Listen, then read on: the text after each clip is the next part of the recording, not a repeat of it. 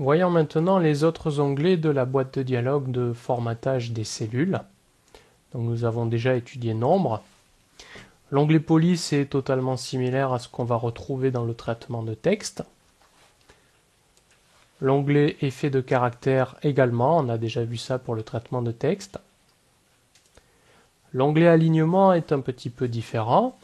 Ici, on va pouvoir paramétrer l'alignement du texte à l'horizontale, gauche, droite, centré, et à la verticale, en particulier pour écrire en haut, au centre ou en bas de la cellule.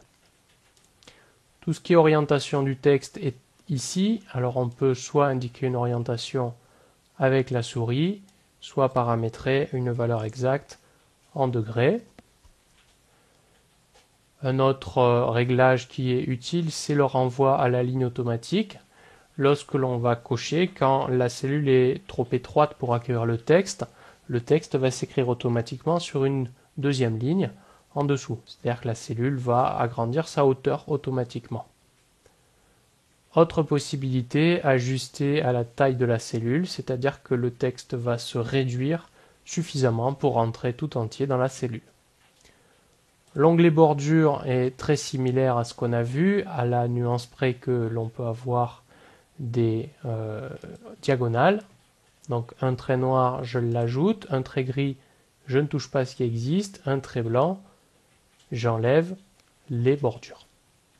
Pour l'arrière-plan, également, on a déjà vu tout ça. Le dernier onglet, protection de cellules, on ne parle pas de la protection maintenant, j'y reviendrai plus tard.